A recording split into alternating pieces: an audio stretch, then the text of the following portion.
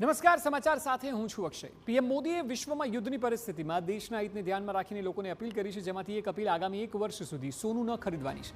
વડોદરામાં અપીલની અસર દેખાઈ રહી છે। ગ્રાહકો અપીલને સમર્થન કરી રહ્યા છે।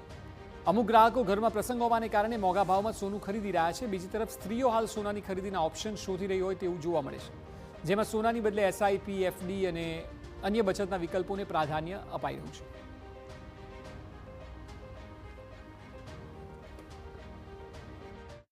પ્રધાન નરેન્દ્ર મોદીએ 10 અને 11 મે એમ 2 દિવસ સતત લોકોને અનેક અપીલો કરી છે। તેમાંની એક અપીલ એટલે સોનાની 1 વર્ષ સુધી ખરીદી ના કરવી જોઈએ તેવું તેઓ દ્વારા નાગરિકોને અપીલ કરવામાં આવી છે। આ સમગ્ર મુદ્દે વડોદરાની મહિલાઓ પાસેથી તેઓનો જે પ્રતિભાવ છે તે જાણવાનો પ્રયત્ન કરીશું, કારણ કે જે પ્રકારે વડાપ્રધાન નરેન્દ્ર મોદીએ મિડલ ઈસ્ટના દેશોમાં ચાલતા યુદ્ધને લઈને અત્યારે સોનાની ખરીદી ટાળવી જોઈએ આવી અપીલ કરી છે, તેને આપ કેવી રીતે જોઈ રહ્યા છો?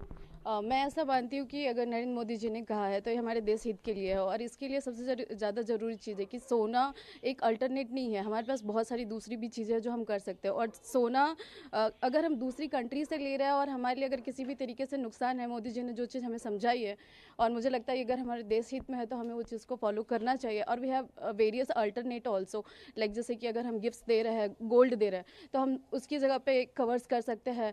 हम अपने बच्चों के लिए बचपन से चीज़ें गोल्ड खरीदने लग जाते हैं, तो उस जगह पे हम कर सकते हैं कि हम एसआईपी कर दें, म्यूचुअल फंड कर दें। सो डेफिनेटली हम उनके साथ हैं। જે રીતે વડાપ્રધાન નરેન્દ્ર મોદીની અપીલ હતી સોનાની ખરીદી ટાળો, મહિલાઓનું અતિ પ્રિય હોય છે સોનું, ખરીદી ના કરી શકે એના માટે શું કરશો?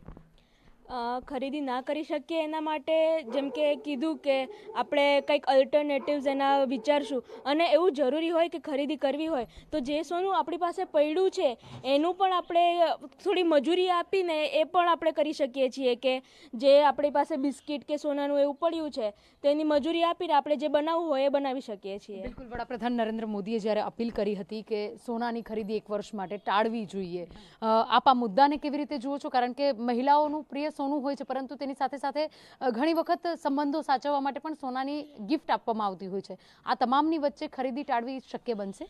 હા, શક્ય બનશે, કારણ કે નરેન્દ્ર મોદીએ જે પણ જે કંઈ કીધું છે એ આપણા સારા માટે જ કીધું છે, તો આપણે એમને એ વસ્તુ ફોલો કરવી જોઈએ।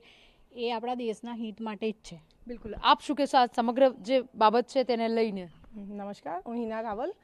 આપણે જ્યારે આપણા દેશના વડાપ્રધાન માનનીય શ્રી નરેન્દ્રભાઈ મોદીએ જો કીધું છે કે સોનું ટાળવું જોઈએ, એની સાથે ઘણા બધા ઓપ્શન્સ બી આપ્યા છે, તો સોનું ટાળવું જોઈએ। જ્યારે દીકરીને સ્ત્રીધન તરીકે આપણે લગ્ન થતા હોય ત્યારે જ સોનું ખરીદતા હોય છે વધારે, બાકી નાનું નાનું તો આપણા ભારતીય લોકોમાં આવ્યું જ છે કે નાનપણથી જ્યારે દીકરી જન્મે છે ત્યારથી જ મા બાપને દીકરીને સ્ત્રીધન તરીકે આપવા માટે સોનું ભેગું કરતા હોય છે।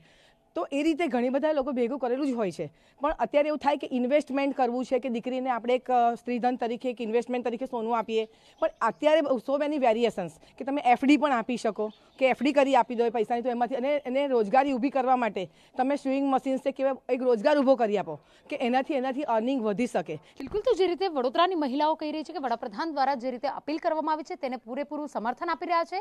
જરૂરત નહીં હોય તો સોનાની ખરીદી ટાળશે, અને તેની સાથે સાથે જે પ્રકારે તેના અલ્ટરનેટિવ જે ઓપ્શન છે તેના પર પણ તેઓ દ્વારા વિચાર કરવામાં આવશે અને સોનાની ખરીદી બને ત્યાં સુધી ઓછી થાય તે પ્રકારનો પ્રયત્ન કરશે તેવું પણ તેઓ દ્વારા નિવેદન કરવામાં આવ્યું। કેમેરા પર્સન રોહિત ગોયલ સાથે અંજલિ ઓઝા, TV9 વડોદરા।